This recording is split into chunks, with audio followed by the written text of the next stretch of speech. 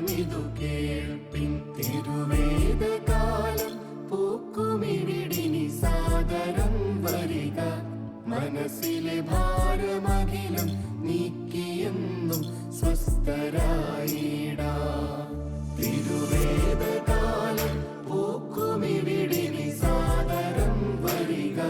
മനസ്സിലെ ഭാരമഖിലം നീക്കിയെന്നും